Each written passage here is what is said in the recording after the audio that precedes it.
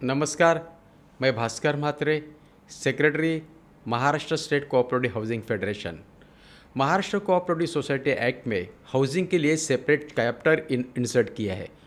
उस चैप्टर में मेंबरशिप की अलग अलग डेफिनेशन दी है। एक member, then associate member, provisional member and joint members. उस बारे में जानकारी देने के लिए आज हमने एडवोकेट श्री प्रसाद परब जी को यहाँ इनवाइट किया है। मैं एडवोकेट श्री प्रसाद परब जी को रिक्वेस्ट करता हूँ कि वो हमारे व्यूवर्स को उस बारे में जानकारी दे दे। धन्यवाद मात्रे सर। आज हम कोऑपरेटिव हाउसिंग सोसाइटी में टाइप्स ऑफ मेंबर्स के बारे में जानकारी लेने का प्रयास करेंगे। हर एक स्टेट ने अपने अपने कोऑपरेटिव सोसाइटीज़ एक्ट में मेंबर्स की डेफिनेशन जो है वो इनकॉर्पोरेट की गई है। Take an example of Maharashtra. अगर महाराष्ट्र कोऑपरेटिव सोसाइटी एक्ट जो अमेंडेड कोऑपरेटिव हाउसिंग सेक्टर का एक्ट है 2019, उसमें सेक्शन 154 कैपिटल B-1 ब्रैकेट 18 में मेंबर्स के टाइप्स दिए गए हैं। ओपन किया गया है कि मेंबर का मतलब क्या है। तो मेंबर के शुरुआत में दो प्रकार बताए गए हैं, यानी ओरिजिनल मेंबर के शुरुआत में दो प्रकार बताए गए हैं। वो है कि first, a member who joins in an application for the formation of cooperative housing society, यानी जो हम प्रमोटर मेंबर्स होते हैं, जब कोऑपरेटिव हाउसिंग सोसाइटी फॉर्म करने के पहले, सोसाइटी रजिस्टर्ड होने के पहले जो एप्लीकेशन साइन करते हैं और एप्लीकेशन सबमिट करते हैं, उन्हें भी मेंबर कहते हैं। एंड सेकेंड प्रकार है जो member who joins after subsequent registration of the cooperative housing society, यानी सोसाइटी रजिस्ट्रेशन के बाद जिन्हें हम मेंबर्स करके एडमिट करते हैं, उन्हें भी मेंबर्स कहा जाता है। तो ये ओरिजिनल मेंबर की डेफिनेशन दी गई है। ओरिजिनल मेंबर यानी जिसका टाइटल डॉक्यूमेंट में नेम इनकॉर्पोरेट किया गया हो, फर्स्ट नेम हो, उसे हम ओरिजिनल मेंबर कहते हैं। उसके बाद जो संकल्पना दी गई है वो है जॉइंट मेंबर। तो जॉइंट मेंबर यानी जिसका नाम टाइटल डॉक्यूमेंट में second, third, fourth etcetera etcetera हो, उसे हम जॉइंट मेंबर कहते हैं। यानी in simple terms joint member का मतलब है जो member right title interest hold कर रहा है विद द ओरिजिनल मेंबर, उसे हम जॉइंट मेंबर कहेंगे। फॉर एन एग्जाम्पल, अगर हस्बैंड एंड वाइफ ने मिलकर साथ में फ्लैट लिया है और टाइटल डॉक्यूमेंट में फर्स्ट नेम हस्बैंड का है एंड वाइफ का सेकंड नेम है, तो husband is the original member and wife is joint member. अगर वाइस वर्सा, वाइफ और हस्बैंड ने जॉइंटली मिलके फ्लैट लिया है, तो wife original member and husband is the joint member. The main question is whether joint member का नाम share certificate में आता है। तो answer is yes, joint member name is incorporated in the share certificate. उसके बाद जो कैटेगरी दी गई है वो है एसोसिएट मेंबर। नाउ यहाँ पे 12 कैटेगरीज दिए गए हैं कि 12 लोगों में से, यानी फैमिली 12 मेंबर्स में से आप किसी को भी एक मेंबर करके आप एसोसिएट मेंबर करके नियुक्त कर सकते हैं। एसोसिएट मेंबर का अगर हम टर्मिनोलॉजी देखेंगे तो 12 कैटेगरी मेंबर्स में husband wife, father mother, brother sister, son daughter, nephew niece, son in law, daughter in law, ये 12 फैमिली मेंबर्स में किसी भी एक को आप एसोसिएट मेंबर करके नियुक्त कर सकते हैं। Now why the concept of associate member?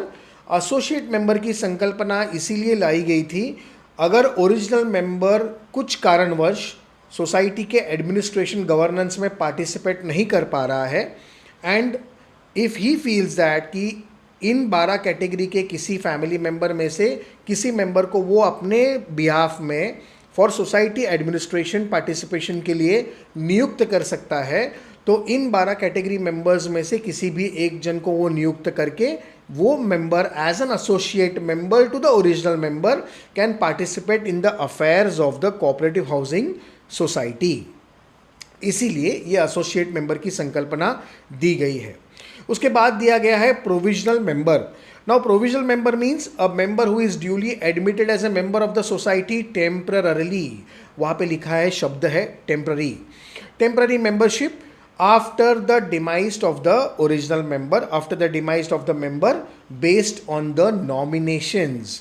ये इसके बारे में, जो नॉमिनेशंस के बारे में एक सेपरेट वीडियो हम आगे बनाने वाले हैं, उसके बारे में नॉमिनेशंस के द्वारा हम उसकी जानकारी देने का प्रयास करेंगे।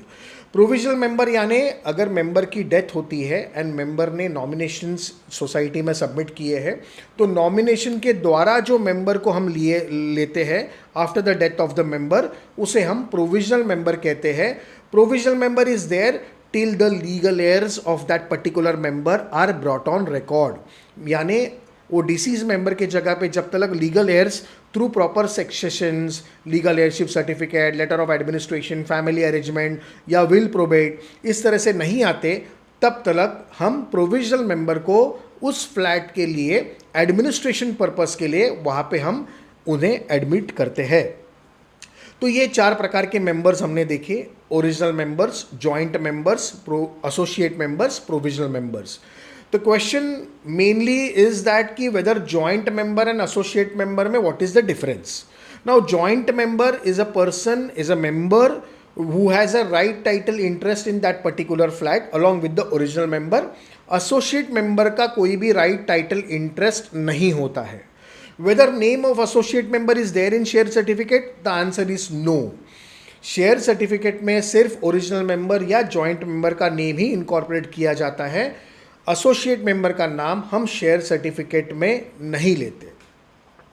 द नेक्स्ट क्वेश्चन जो इनके राइट्स लायबिलिटीज़ है, इलेक्शंस का एक सेपरेट वीडियो बनाया है. Who can contest election, who can not contest election, हमने पहले एक ऑलरेडी वीडियो बना लिया है. जो नॉमिनेशंस की बात है वो हम नेक्स्ट वीडियो में कवर करने का प्रयास करेंगे. इसी तरह से जैसे महाराष्ट्र स्टेट ने ये 4 कैटेगरी मेंबर्स अपने एक्ट में इनकॉर्पोरेट किए हैं, उसी तरह से अन्य स्टेट्स ने भी अपने एक्ट में अन्य प्रकार के मेंबर्स को भी डिस्क्राइब किया गया है. फॉर एग्जांपल जब हम दिल्ली की बात करते हैं तो दिल्ली में joint member, nominal member, associate member की संकल्पना है. वहाँ पे एसोसिएट मेंबर को वोटिंग राइट्स नहीं दिए गए हैं. अरुणाचल प्रदेश अगर हम देखेंगे या हम गुजरात की बात करते हैं या उत्तर प्रदेश की बात करते हैं, तो वहाँ पे joint member, nominal member, sympathiser member करके एक नया कंसेप्ट ऐड किया गया है.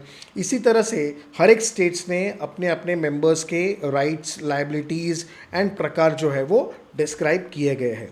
तो basically in cooperative housing society, housing sector की अगर हम स्पेसिफिकली बात करें तो there is a concept of ownership and there is a concept of membership. And ये मेंबरशिप कंसेप्ट जो है, it is a bridge between the ownership and the cooperative governance. तो इस कोऑपरेटिव गवर्नेंस को रेगुलेट करने के लिए ये मेंबरशिप के प्रकार जो है वो सरलता से आपके सोसाइटी का एडमिनिस्ट्रेशन हो करके हमने एक्ट में इसे इनकॉर्पोरेट किया गया है. इसी तरह से अगर हमें मेंबरशिप का एक सारांश करना है तो हम ये कहेंगे कि आपके जो कोऑपरेटिव हाउसिंग सेक्टर का डेमोक्रेटिक सेटअप है उसे अगर एफिशिएंटली रन करना हो, इन द सेंस अगर हम ये कहें कि each for all and all for each, इसे साधना है, तो मेंबरशिप के जो प्रकार से इन प्रकारों का अवलंब करके आप आपके सोसाइटी में प्रॉपर एडमिनिस्ट्रेशन कर सकते हैं और इन प्रकारों को हर एक प्रकार के राइट्स, लायबिलिटीज़ डिफाइन करके आप इन प्रकार का यूटिलाइज करके आपके सोसाइटी का गवर्नेंस जो है वो इफेक्टिवली कर सकते हैं. आगे हम नॉमिनेशंस के बारे में जानने के लिए अलग वीडियो का समाविष्ट करेंगे. धन्यवाद.